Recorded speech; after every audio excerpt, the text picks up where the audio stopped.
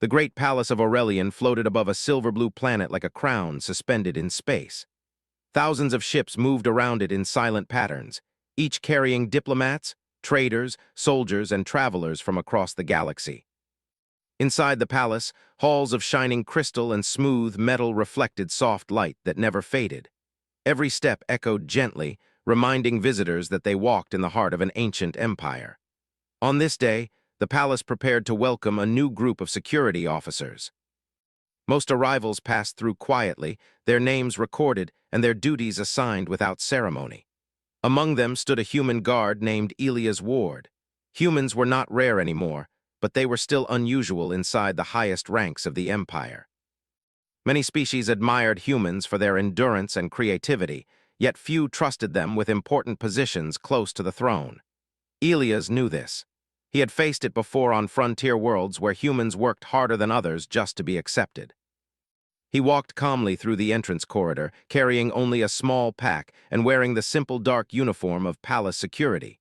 His posture was straight, but his expression was relaxed. Years of service had taught him how to remain alert without looking tense. The first thing he noticed was the silence.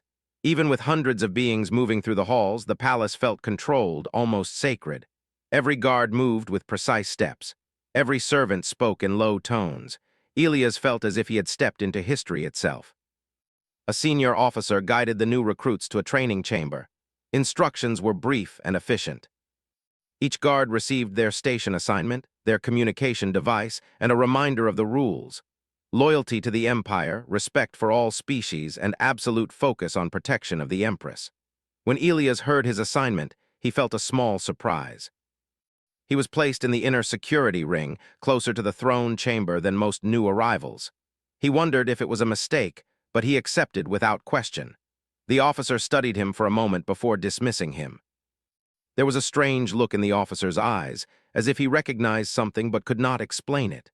Hours later, Elias stood inside the grand audience hall for the first time.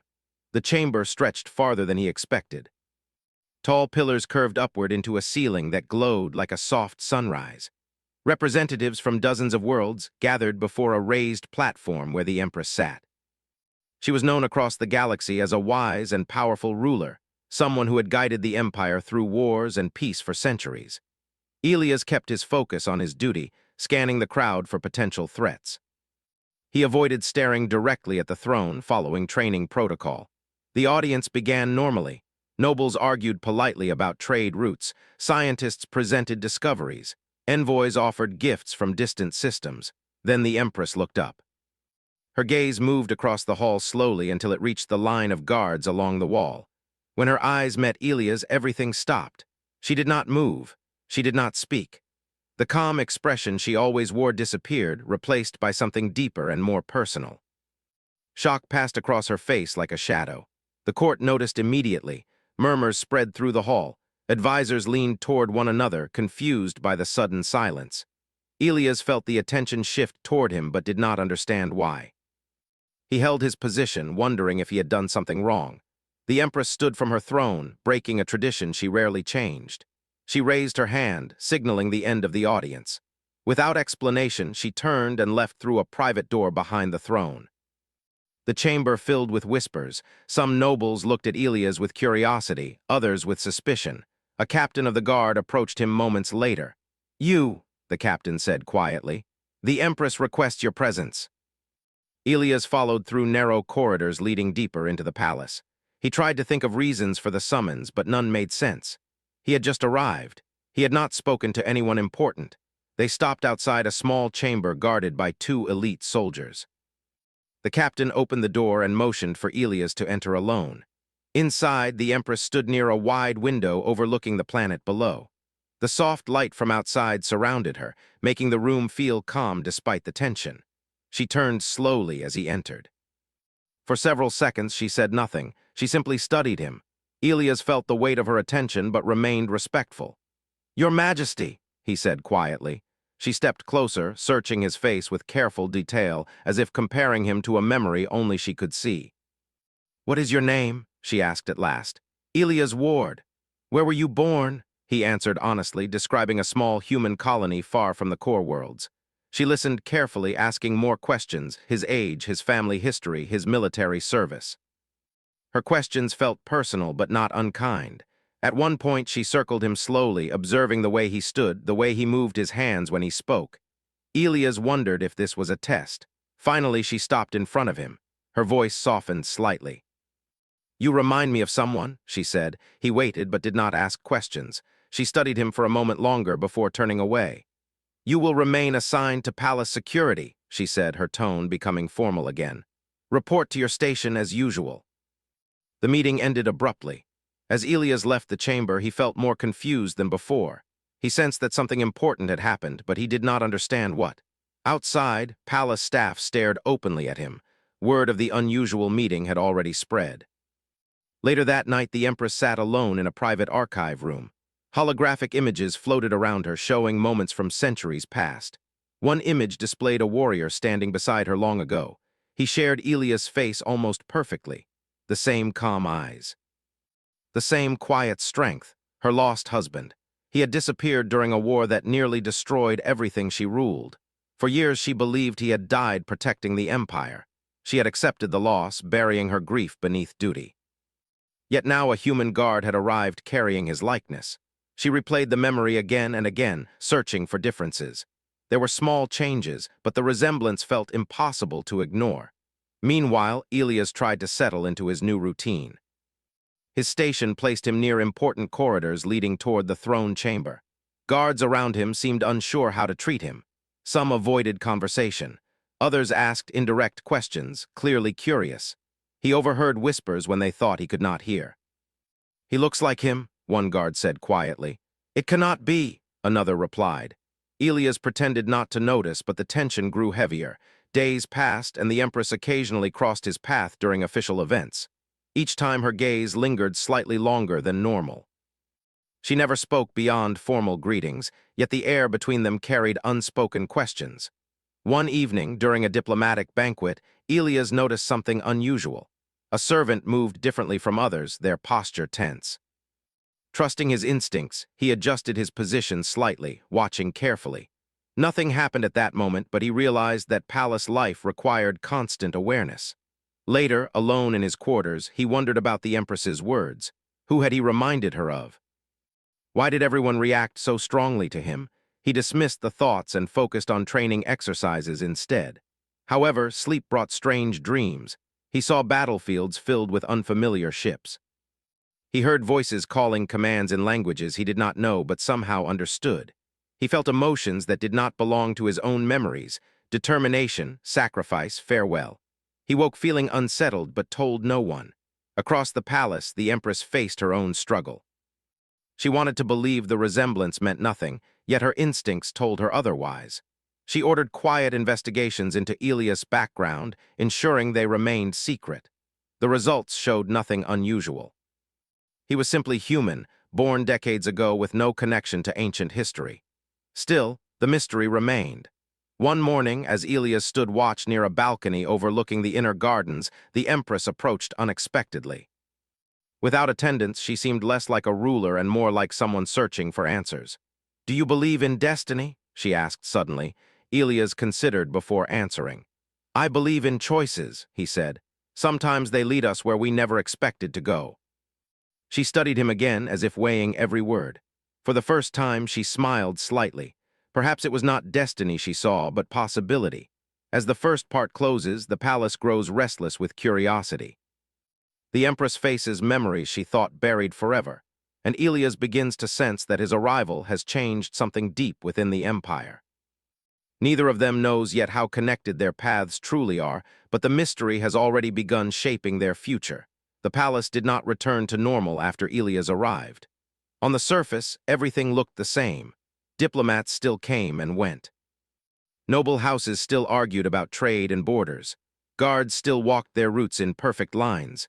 But beneath the calm, something had shifted, like a quiet hum under the floor. Elias felt it every time he entered the grand halls. Eyes followed him, then looked away too quickly. Conversations paused when he passed. Some staff members bowed with extra care, as if he held a rank he did not understand. Others avoided him completely, moving to the far side of corridors. At first, he told himself it was only because he was human in a place where humans were rare. But that did not explain the fear in some faces or the strange respect in others. One morning, Captain Vera, the officer who had escorted him to the Empress before, summoned him to the training chamber. The captain was tall and armored in polished dark plating. Her voice always sounded steady, but her eyes watched more than she admitted. "You will undergo additional evaluation," she said. Elias nodded. "Is there a problem with my record?" "No," Vera replied. "Consider it a palace requirement." He did not argue. In the military, extra evaluation usually meant someone above was worried. But Elias had learned that worry could be political, not personal. The evaluation seemed normal at first. He answered routine questions about stress handling, duty priorities, and security protocols. Then the questions changed. Had he ever experienced unexplained memory gaps? Did he have recurring dreams with unfamiliar places? Had he ever felt drawn to a location he had never visited? Elias kept his expression calm, but inside he stiffened. Those questions were too specific. "I sleep fine," he said carefully. "No memory issues." The interviewer's face remained neutral, but their hands paused briefly over the data pad. After the session, Elias returned to his route.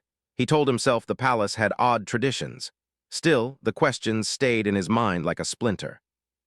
Far above his station, the Empress sat in a private medical chamber that only her inner circle could access. The room was quiet, lined with softly glowing instruments and sealed cabinets. Her chief scientist, Dr. Salith, waited with a small group of trusted assistants. The Empress stood still as a scanning field passed over a small sample, a strand of Elias' hair collected from a uniform collar. She had not taken it directly. She had ordered it quietly, carefully. Every step had been hidden from the court. Salith studied the results as they formed into floating symbols. "It is human," Salith said, voice measured. "No contamination, no hybrid markers." The Empress's posture tightened. "And the similarities," Salith hesitated. "Physically, it is unsettling." "But genetics do not support direct relation." The Empress's eyes narrowed. "How can he resemble someone who is not human?" "That is the question," Salith admitted. "There are theoretical explanations, none of them are comfortable." The Empress folded her hands behind her back. "Speak," Salith took a breath. "One possibility is deliberate design, not a direct clone but a patterned recreation, an echo based on archived data, rebuilt over time through advanced bioengineering." The Empress's voice turned colder. "Who would have access to such archives?" Salith avoided her gaze for a moment. "The Empire did during the war. Certain programs were created to preserve leadership and strategic minds. Some were shut down. Some records vanished." The Empress felt the past rise like a wave. She remembered the war, how it had threatened to tear reality itself apart. She remembered a weapon that did not destroy bodies but confused identity, altered perception, and bent time in small, cruel ways. She remembered the night her husband left, promising to return, and never did. She stared at the results again, as if staring hard enough could turn uncertainty into truth. "Continue your research," she said quietly, "but speak of this to no one outside this room." Salith bowed. "As you command." While the Empress wrestled with silent questions, Elias tried to hold onto routine. He walked the same halls. He practiced the same drills. He reminded himself that he was a guard, not a symbol, yet the dreams became stronger. At night, he saw a narrow corridor lit by red emergency lights. He heard metal groan as if under pressure. He smelled smoke and ozone. Voices shouted orders in a language he had never learned, but his mind translated them anyway. In the dream, he reached for a control panel with hands that felt like his own, and not his own at the same time. He woke with his heart racing, his palm pressed against the wall as if searching for that panel. One evening, after another restless sleep, Elias walked to the palace gardens during his short break. The gardens were built under a transparent dome, filled with trees from 1,000 worlds. Soft streams flowed between stones that glittered like stars. The air smelled clean and calm, but Elias could not shake the feeling that the palace itself was watching him. Near a quiet fountain, he noticed an older palace worker tending to a line of rare flowers. The worker looked up and held Elias' gaze longer than most. "You are the human," the worker said softly. Elias kept his voice polite. "I am one of them." "No," the worker replied. "You are the one." Elias didn't like how the sentence sounded. "What do you mean?" The worker glanced around, making sure no one else listened. I have served here longer than most. I remember stories older than the court wants to admit. Elias' hand rested near his comm device, not threatening but ready. Stories can be wrong. The worker smiled faintly. Sometimes, but sometimes they return wearing a new face. Elias held the gaze for a moment, then stepped back. Be careful with what you say. The worker returned to the flowers as if nothing unusual had happened. Elias left the gardens feeling more unsettled than before. 2 days later, the palace hosted a diplomatic banquet for a visiting alliance from the outer systems. The event was meant to display unity and strength. The main hall filled with music from alien instruments and light that danced like liquid along the ceiling. Servants carried trays of food and drinks carefully tailored for each species. Elias stood along the inner ring near the Empress's platform. His job was to watch, not participate. He scanned movement patterns, noting small details, who walked too fast, who avoided the main lights, who watched the Empress with too much intensity. The Empress sat calm and composed, speaking with envoys and nodding politely. She wore a ceremonial cloak that shimmered in deep colors, but every so often her eyes drifted toward Elias, then away, as if she feared what she might see if she stared too long. Elias tried not to notice. He focused on the crowd. Then he felt it, the same quiet alarm he had felt on his first night. A servant approached from the side corridor carrying a covered tray. The servant's pace was steady, but something was wrong. Their left hand was too stiff. Their shoulders were slightly raised, like someone holding tension. Elias shifted one step, changing his angle to see the servant's face. It was partially hidden by a hood and a mask, which was not unusual for some species, but the servant avoided all eye contact and walked too directly toward the Empress. Elias' instincts did not scream. They whispered. That whisper was enough. He raised a hand signal to another guard, then moved as if adjusting his position. The servant reached the edge of the platform. In one smooth motion, the servant lifted the cover of the tray. Beneath it was not food. It was a small device shaped like a sphere, pulsing with a faint internal light. Before anyone else could react, Elias lunged forward. He did not draw a weapon. He did not strike. Instead, he slammed his palm against the tray from the side, flipping it so the sphere rolled off and bounced across the floor. The sphere hit a decorative pillar and cracked open, releasing a brief burst of bright light and a loud, sharp sound that made several guests stumble back. It was not deadly, but it was meant to create chaos, an opening for something worse. In the confusion, the servant reached into their sleeve for a second device. Elias caught the wrist, twisting it just enough to stop the movement without causing serious harm. The servant struggled, but Elias had trained in close control. He used leverage and balance, forcing the attacker down to a knee. Other guards rushed in, surrounding them. The Empress stood quickly, eyes wide not with fear but with focus. She watched Elias with a look that almost hurt, like seeing the past repeat itself in a new form. The attacker tried to speak, but a guard secured a restraint field around them. Their voice came out broken and angry. "It is not finished," they said. Elias' breathing was steady. He kept his grip until the captain arrived. Captain Vera's expression was cold. "Remove them," she ordered. Within moments, the attacker was taken away and the hall slowly calmed. Diplomatic staff worked quickly to reassure the guests. Musicians restarted a softer tune. Servants replaced the damaged decorations, but the mood had changed. Elias returned to his station, but he felt the Empress's gaze like a weight. After the banquet ended, he expected to be questioned by security command. Instead, he received a direct summons, the same private corridor, the same guarded door. This time when he entered, the Empress was seated rather than standing. She looked tired, not physically but emotionally, like someone who had held too many walls in place for too long. "You acted before anyone else," she said. "I noticed something," Elias replied. It didn't feel right. The Empress studied him in silence, then she spoke in a softer tone than before. "That is exactly what he used to say." Elias' stomach tightened. "Who?" Her eyes sharpened, then softened again. "My husband," she answered. The word carried an old ache. Elias kept his posture respectful, but inside he felt the situation slipping deeper into mystery. "Your Majesty, I'm not sure why I remind you of him." "I am not sure either," she said. "But the resemblance is not only physical, it is in the way you move, the way you decide." Elias hesitated. "I only did my duty." "Yes," she replied. "So did he." She rose slowly and walked to the window, looking out at the starfield beyond the palace dome. Long ago, there was a war that almost erased this empire. Most citizens know it as a struggle of fleets and weapons. That is only the surface. Elias listened silently. There were forces behind it, she continued. Groups who sought to reshape reality, not by destroying worlds, but by controlling identity, memory, and loyalty. They believed a ruler could be replaced if they controlled what people believed. Elias felt a chill. They tried to replace you? They tried, the Empress said. They failed, but the cost was high. My husband entered the final battle to stop a device that could spread confusion across entire systems. He never returned. Elias took a slow breath. I'm sorry. The Empress turned toward him. I buried that grief under duty. I became what the Empire needed. I told myself time would dull it. It did, until you walked through my doors. Elias wanted to say something comforting, but he did not know what words were safe. The Empress stepped closer. Tell me the truth. Have you been dreaming? Elias froze.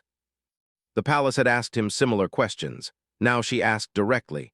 He considered lying, but something in her expression looked less like an interrogator and more like someone desperate for honesty. Yes, he admitted. I have strange dreams, places I don't recognize. The Empress's eyes narrowed with both fear and hope.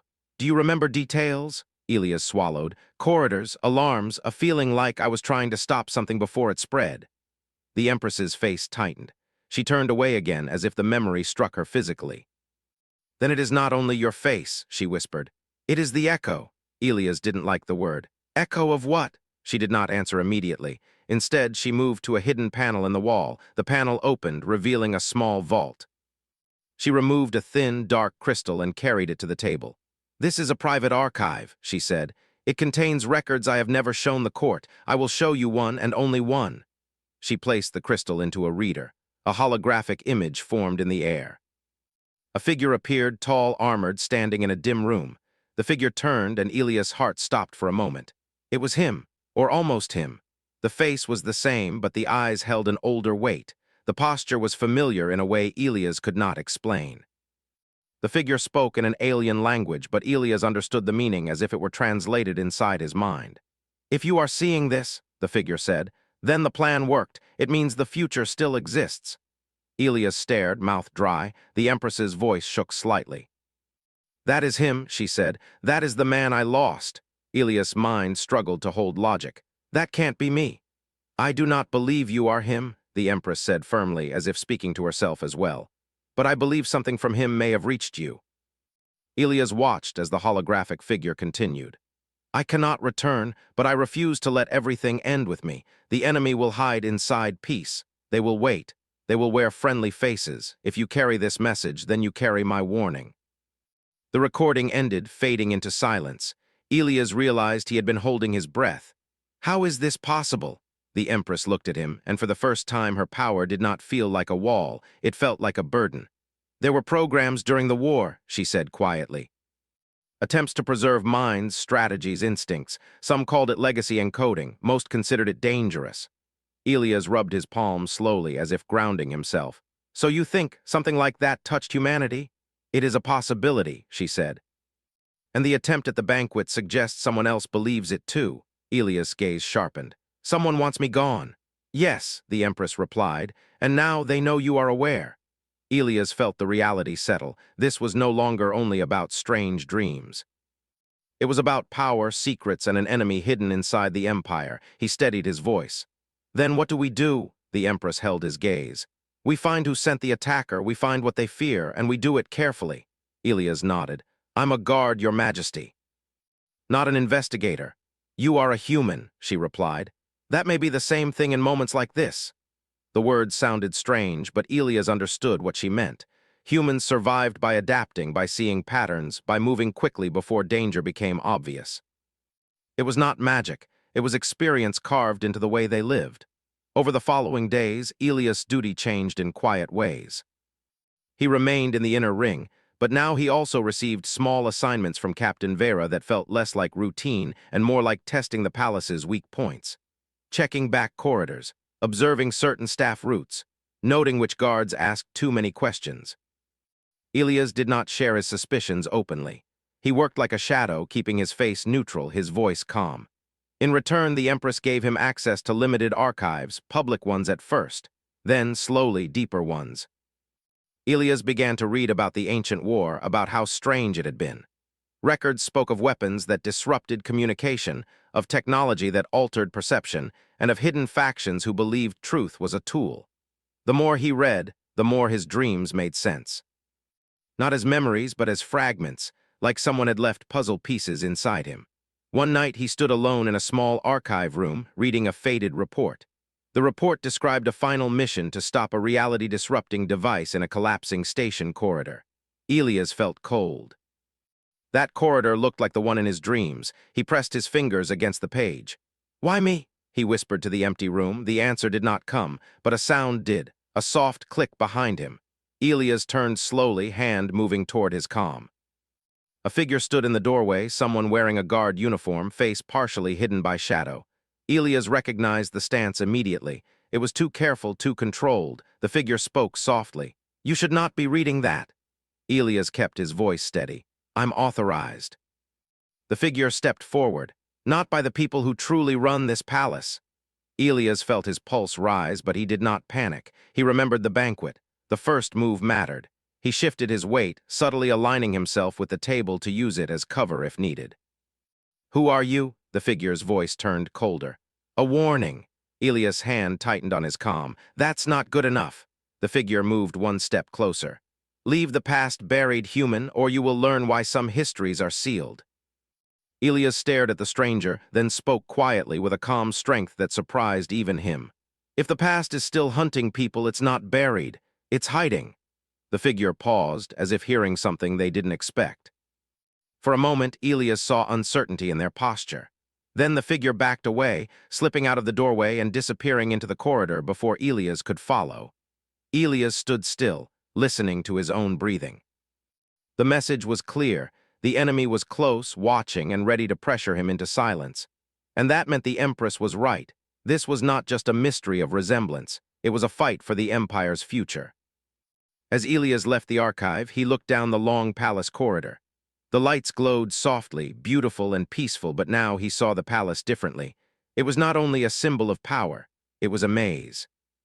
And somewhere inside that maze, someone feared what a human guard might remember, whether those memories were truly his or not. He walked back to his station with steady steps, but his mind was sharper than ever. The next move would matter. And this time, he would not be caught unaware. The palace felt quieter after the warning in the archive room, but it was not the peaceful kind of quiet. It felt like the moment before a storm when the air grows heavy and every sound seems sharper than before. Elias continued his duties as if nothing had changed, yet his awareness stretched wider with every step he took. He noticed small things now: guards who changed routes too often, servants who avoided certain corridors, doors that stayed locked even during open hours.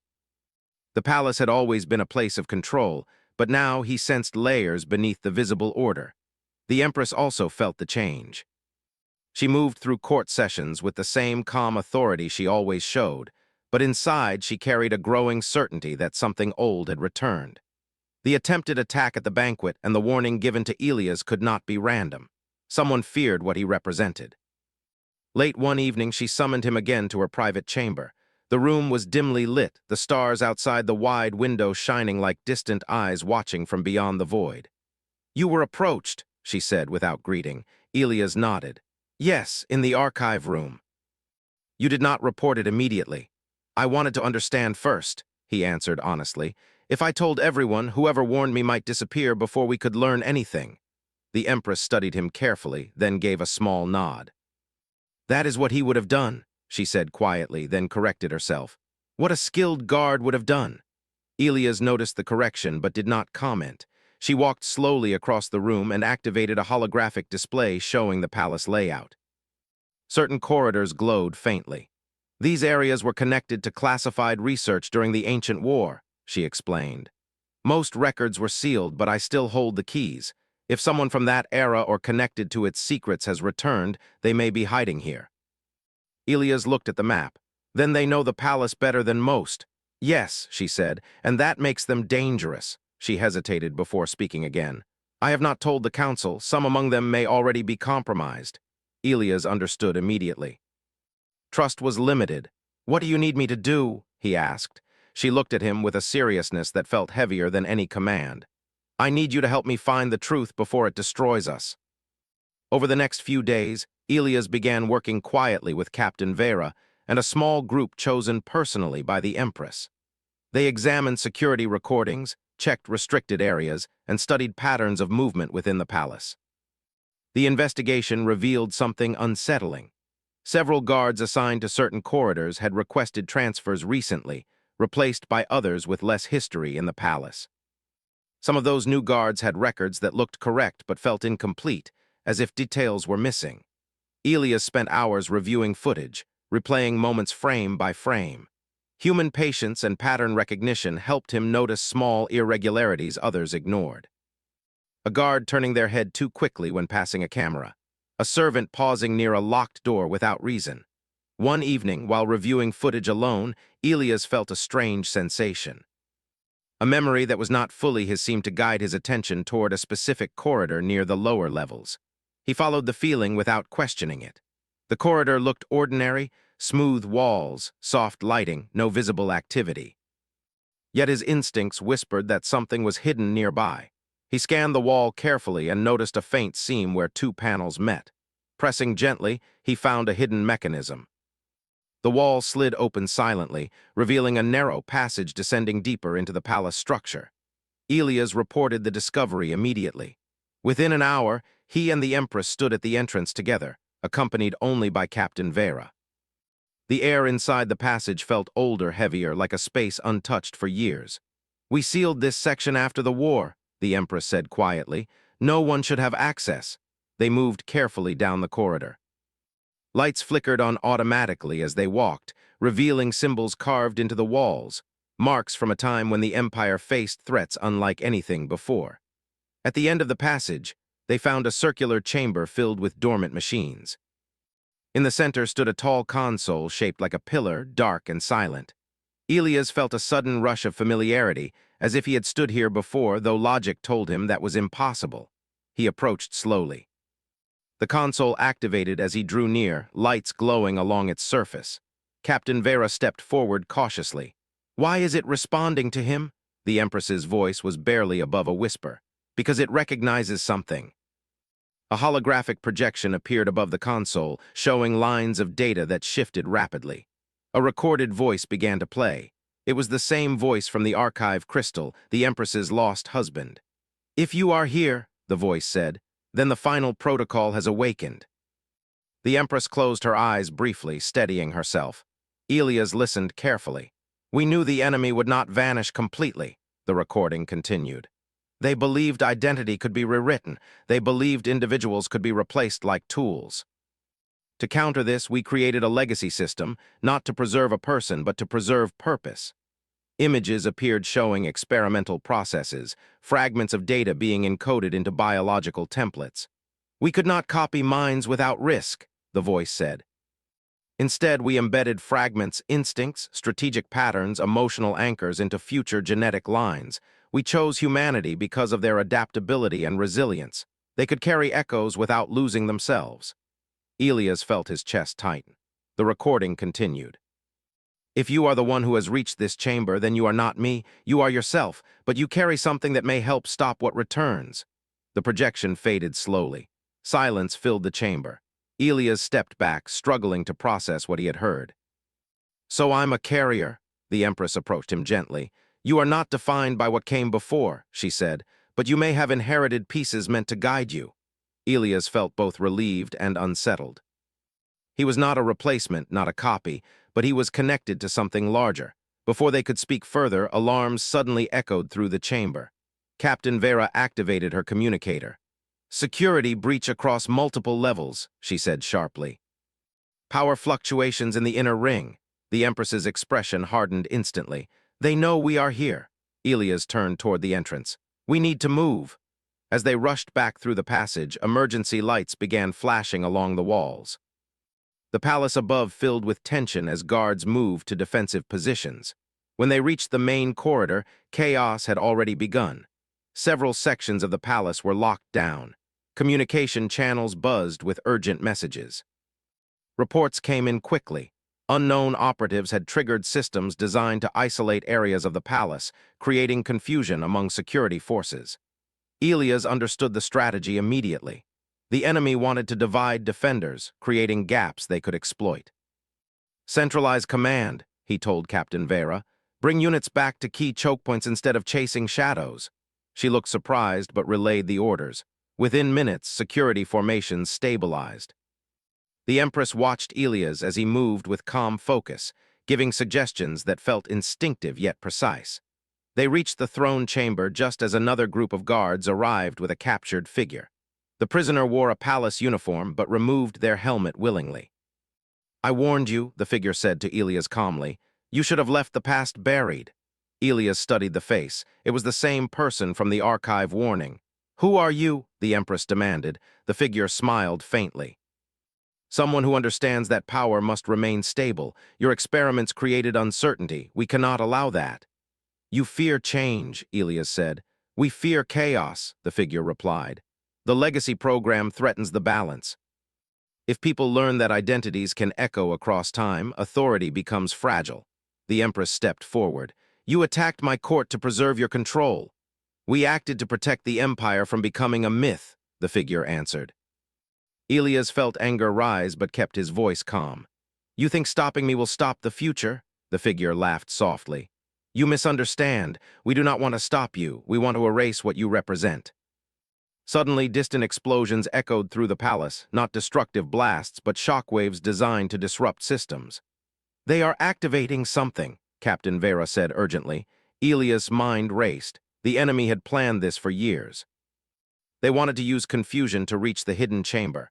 "They're going for the console," he realized. The Empress nodded. "We cannot let them access it." They moved quickly, gathering a team and returning toward the lower passage. Along the way, Elias directed guards to use unconventional positions, blocking routes not traditionally considered important. His human approach, flexible and adaptive, confused the attackers who expected predictable strategies. When they reached the hidden chamber again, several enemy operatives were already there attempting to activate the console. Elias stepped forward, raising his hands calmly. "You don't need to do this," one operative turned. "It's already done. The legacy ends tonight." Elias shook his head. "No, you're afraid of losing control. That's different." The confrontation remained tense but controlled. Guards surrounded the chamber carefully, preventing escape without causing unnecessary harm. Finally, the leader lowered their weapon. "You really believe humanity can carry something like this without breaking?" Elias answered simply. "We break all the time, then we rebuild." Silence followed. The operatives surrendered without further resistance. In the aftermath, the palace slowly returned to calm. Investigations revealed a hidden faction that had worked for years to control information about the ancient war. They feared that acknowledging legacy and change would weaken their authority. Days later, the Empress stood again in her private chamber, watching the stars. Elias joined her, no longer just a guard, but something more, a partner in protecting the truth. "I once believed I needed the past returned to me," she said softly. "Now I see that what matters is what comes next." Elias nodded. "I'm not him." "I know," she said with a small smile, "and I am grateful for that." The tension between memory and future finally eased. Elias chose to remain in the palace not because of echoes or destiny, but because he believed in the Empire's future. The Empress found peace knowing that legacy did not mean replacing what was lost. It meant inspiring new strength. And across the galaxy, stories began to spread about a human guard whose presence had changed the course of history, not by becoming someone else, but by being fully himself.